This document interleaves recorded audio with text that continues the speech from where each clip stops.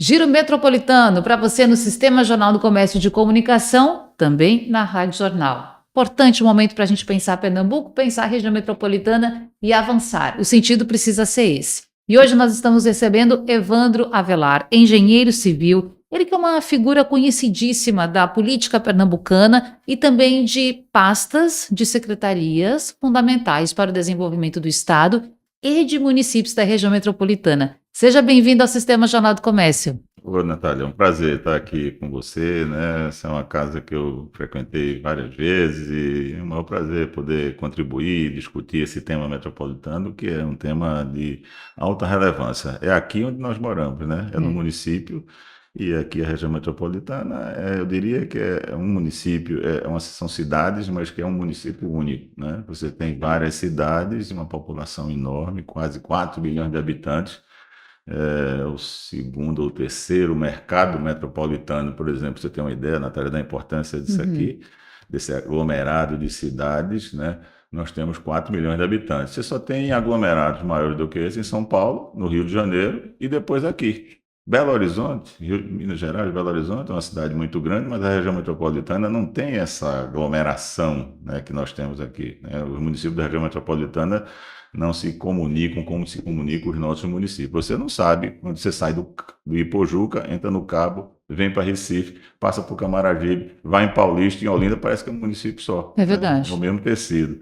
Então, é uma região muito complexa, com muitos problemas, e o desafio para os governantes, seja os governantes dos municípios, seja para o governante estadual, é muito grande administrar uma cidade dessa. E, como sempre, é um prazer estar aqui com prazer você. é nosso. Administrar as cidades, administrar o Estado e administrar essas questões que também são políticas, não é, Evandro? Porque você precisa que todos estejam no pensamento, até não digo todos no mesmo pensamento, mas caminhando a uma direção para que isso aconteça. O senhor ocupou recentemente o cargo de secretário estadual de Mobilidade e Infraestrutura, seu último cargo público, assim que nós, né, temos esse acesso, mas muito aconteceu desde então, inclusive foi na gestão Raquel Lira. O governo tem feito, tem caminhado, tem avançado em alguns pontos, como, por exemplo, a licitação do arco metropolitano, transnordestina, esta garantia da passagem novamente do traçado pelo Estado.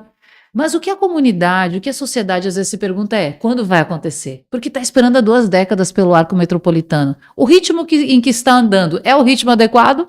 Bem, Natália, antes de responder objetivamente a Sim. sua pergunta, eu acho que assim, a região metropolitana tem 3 desafios. Um deles você já matou aí na introdução que você fez, é a questão política, né? Como são cidades autônomas e independentes e que as populações locais elegem seus governantes com as características políticas diversas, né?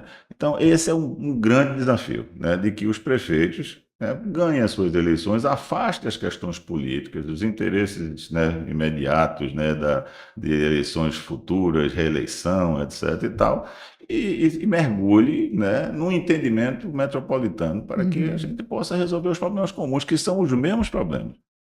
Regra geral, os problemas de Olinda são parecidos com o de Recife, com o de Paulista, etc. Então, esse é um primeiro problema aí que eu acho que... E já está existindo uma consciência sobre esse assunto. Recentemente, nós assistimos, né, o prefeito Mano, né, de Jaboatão, tratar com o prefeito do Cabo, tratar com o prefeito do Recife, tratar com a prefeita de Olinda, buscando, embora eles sejam de partidos distintos, tá? Então, essa é uma questão, eu acho que é um desafio grande, né, unificar as políticas.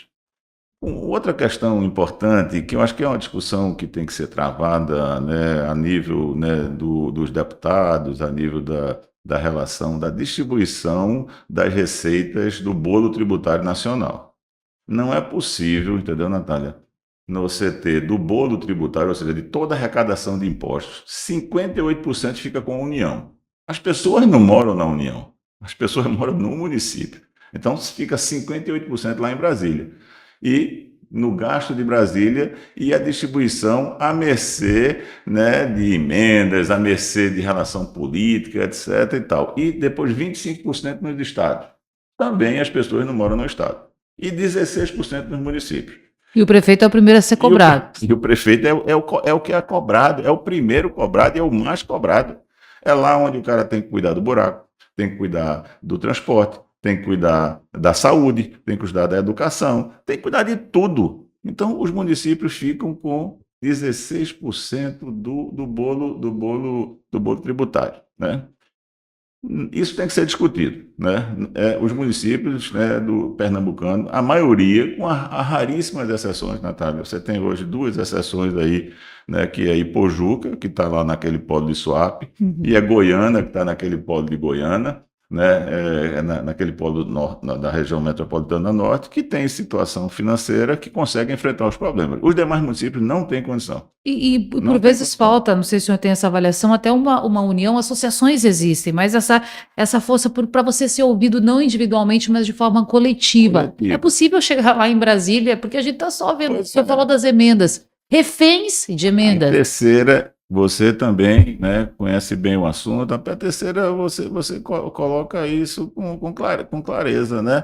É ter uma unidade sobre o assunto. E aí eu diria que esse é o papel do governo do Estado, de tentar unificar as políticas metropolitanas, unificar os prefeitos, unificar as demandas e trabalharem para que elas sejam, né, direcionadas no caminho racional, lógico. Não dá para que os municípios que têm intercomunicação, entendeu, Natália? Você, por exemplo, resíduos sólidos, né? Ou seja, é um problema gravíssimo resíduos sólidos. Onde é que você bota o lixo? Você tem 14 municípios na região metropolitana, você só tem 3 lugares, 3 municípios para colocar resíduo. Quase 4 milhões de pessoas. Quase 4 milhões de pessoas. Então, Recife não tem local onde botar o seu lixo, a nossa capital. Aí ela bota lá no aterro de Jaboatão, né? Olinda não tem onde botar o seu lixo. Paulista não tem onde botar o seu lixo. Então, resíduos sólidos é um problema metropolitano. Não dá para um município enfrentar isoladamente. Ô, doutor, Saúde. mas aí, por exemplo, o Tribunal de Contas faz uma ação forte e diz: terminamos com os lixões no Estado. Tudo bem, terminamos com os lixões, mas a partir daí, o que vai ser feito? Por exemplo, a Condep Fidem tem falado muito nessa questão sanitária, nessa questão do resíduo. O que um grupo como o Condep Fidem pode fazer é criar um espaço para destinar isso, um espaço que seja reunindo os municípios? Não, eu diria o seguinte, que essa questão hoje, o Tribunal de Contas fez uma atuação muito importante nisso. Isso foi resolvido. Você não tem hoje na região metropolitana lixões, não tem mais, né? Por exemplo, há 10 anos atrás, Natália, você tinha um lixão em Olinda. Imagina um lixão em Olinda, no centro histórico da cidade. Ou seja, isso acabou. O Tribunal de Contas, as prefeituras se articularam, etc. e tal. Esse é um problema hoje do interior do Estado. Alguns municípios hoje não têm. Isso acabou. O que eu estou querendo dizer é que esse é um problema grave, importante, passa por todo mundo e que é impossível você resolver se não tiver uma grande articulação, né? Eu estou exemplificando, mas o assunto, vamos dizer, foi encaminhado. Mas é evidente que é preciso descobrir outras alternativas, unificar outras políticas, ter outros destinos finais, articular melhor essa questão da reciclagem, da seleção do material, etc. E tal. E isoladamente ninguém faz. Saúde. Os municípios se comunicam. Então, você tem postos de saúde em municípios que são limites. Aí o município atende a pessoa de outro município. E isso dá um custo a mais que ele não consegue absorver. Existem, por exemplo, em Olinda. Olinda tem uma UPA ali em Rio Doce que atende 40% das pessoas de Paulista.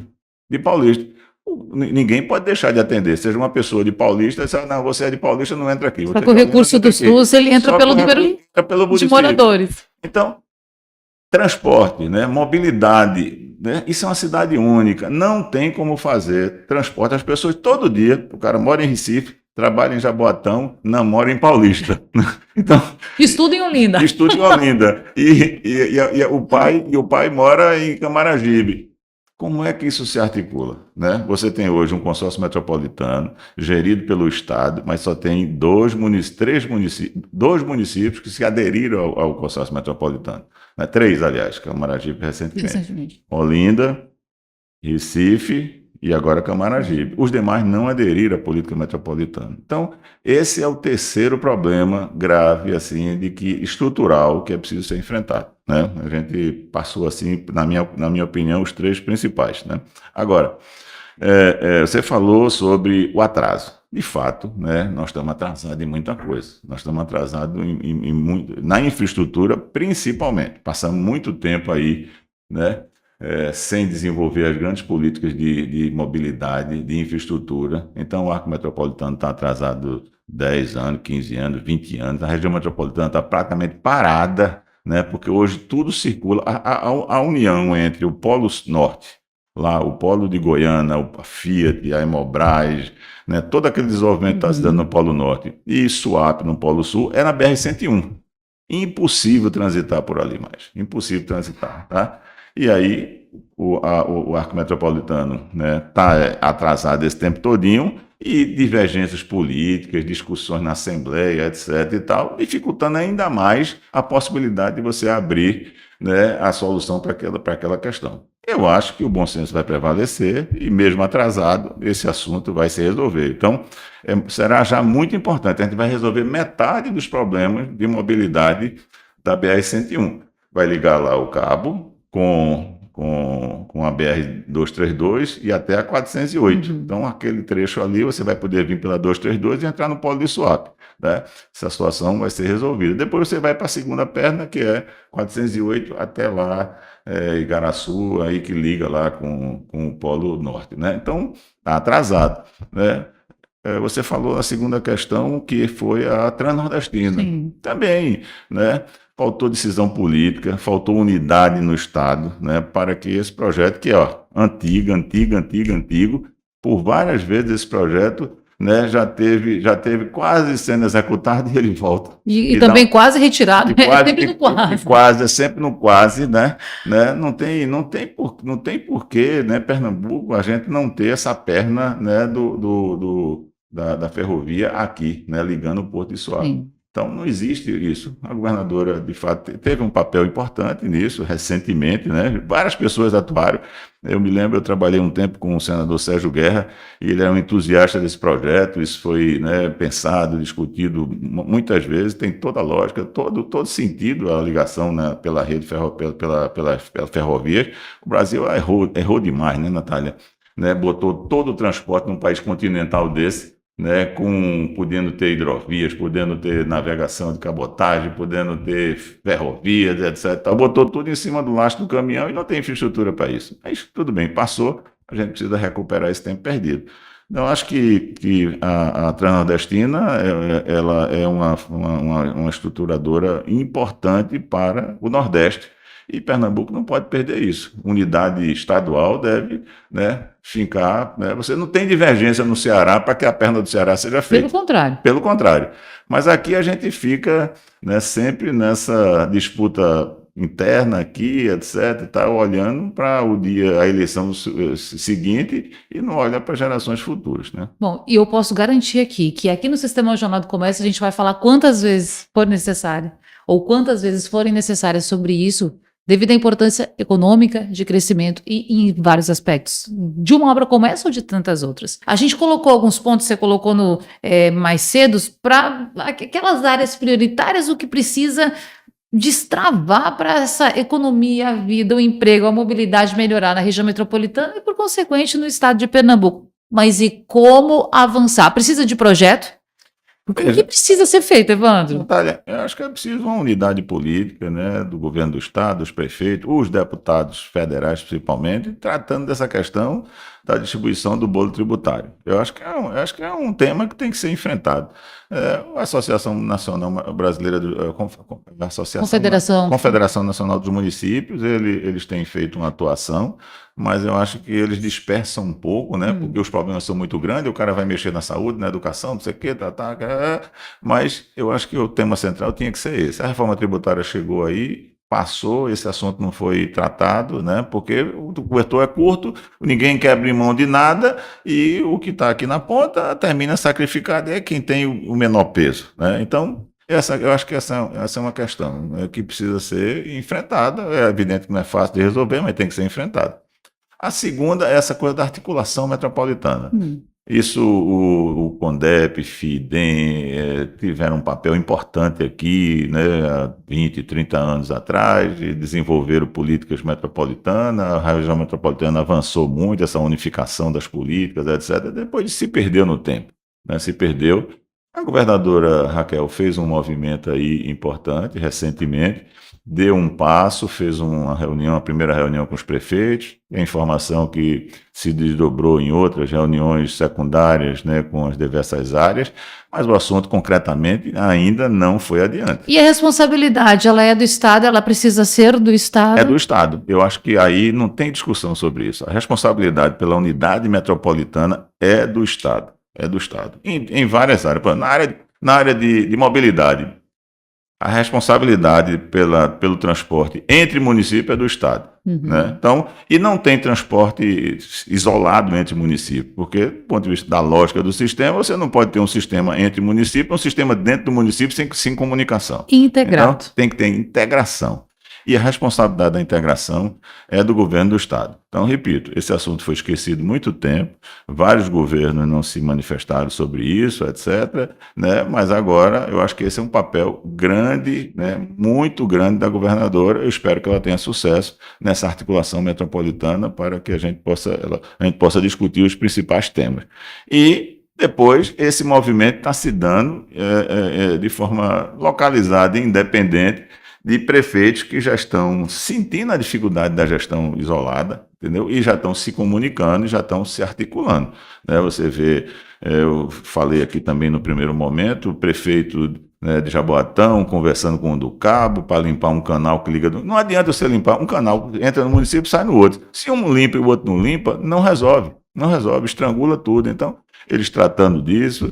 Já vi movimentos de discussão sobre mobilidade, né, sobre essa questão da rede de saúde, da rede de educação. Né, o menino mora no município, estuda no outro lá, impacta isso tudo. Então, isso tem que ter discussão também, né, entre os entes e os municípios, né, e se despir dessa questão da luta eleitoral, que é natural que aconteça na política, na democracia, claro. Mas... É assim que eu acho que pode se enfrentar esse problema metropolitano. Isoladamente, não tem salvação para ninguém, Natália. O não governo tem salvação para ninguém. Para nenhum, né? Para nenhum. O governo do Estado reativou o CONDEP-FIDEM. André Fonseca, presidente, essas reuniões que você bem citou acontecendo, mas o Conselho de Desenvolvimento Metropolitano, o CONDERM não... Esse passo ainda não foi dado. Ainda não foi dado. É de fato importante que isso aconteça? É muito importante. Por quê? É muito importante. Porque como é que você toma as decisões do Estado? Elas não são independentes. Você não pode fazer de cima para baixo. O prefeito faça assim. Às vezes ele não pode, às vezes ele não quer. Então, ou se conversa isso de forma articulada, etc., né, e se cria um consenso sobre os problemas que são comuns. É um assunto, é uma coisa assim que é fácil e é difícil ao mesmo tempo, né? O problema é comum, teoricamente seria fácil, né? Porque todo mundo tem o mesmo problema. Engorda de praia. Você pode ser... Por exemplo, engorda de praia, você citou um bom exemplo aí. Não dá para fazer engorda de praia isolado. Jaboatão fez uma engorda de praia há 10 anos atrás, isolado, mas afeta o Recife. Né? Então, se fizer Recife, afeta Olinda. Se fizer Olinda, afeta Paulista. Então, esse é um assunto que você tem. Se você sentar, Natália, em qualquer... Você é um exemplo. Eu vou passar um mês, né, junto do prefeito de Jaboatão, um mês junto de Olinda, um mês junto de Pojuga. O problema é o mesmo. Todos têm o mesmo problema. Faltando, então, sentar e ouvir mais. Está faltando sentar, ouvir, discutir e agir. E aí, mas a gente não tem conseguido fazer isso de forma articulada. Não tem conseguido. É um problema sério, grave, né? Perdemos isso. Você falou muito com o CONDEP, FIDEM, foram um organismo importantíssimo. A estruturação, o que tem estruturado de região metropolitana aí, em todas as áreas, foi fruto dos estudos que foram desenvolvidos por essas duas instituições. E isso tudo foi perdido. Né? O CONDEP, FIDEM, acho que não estava nem funcionando mais. A verdade é essa. Então, é preciso reativar esses órgãos, é preciso estabelecer as discussões e é preciso consolidar o CONDERM, o Conselho de Desenvolvimento. A governadora fez uma reunião, já foi importante, mas fez uma e depois não fez outra. Então, fez uma e já devia ter sido feito outra e devia ter sido já tratado de assuntos comuns, né? De reunião entre prefeitos do mesmo polo, da mesma região de desenvolvimento, etc. São movimentos que você pode potencializar o recurso. Você potencializa o recurso, agrega até recursos dos municípios com isso. Não é fácil, né? Isso, né? Uma tarefa, mas é a política, a tarefa do governante. É essa aí, né? É de enfrentar os problemas. A gente falou ligeiramente aqui no intervalo, né? Sobre essa coisa do metrô. Sim. Né? O metrô. Que é pauta urgentíssima, né? Pauta urgentíssima, urgentíssima. Essa coisa da mobilidade. Tem que resolver, porque quem está nos acompanhando acha que não tem mais. Claro que tem. Tem que ter. Precisa de solução. Tem que ter. O governo federal fez um estudo aí, apresentou recentemente, né, da privatização. Não é entrar na discussão, né, teórica, né, de se é privado, se é público. O povo quer saber se funciona. Perfeito. Né?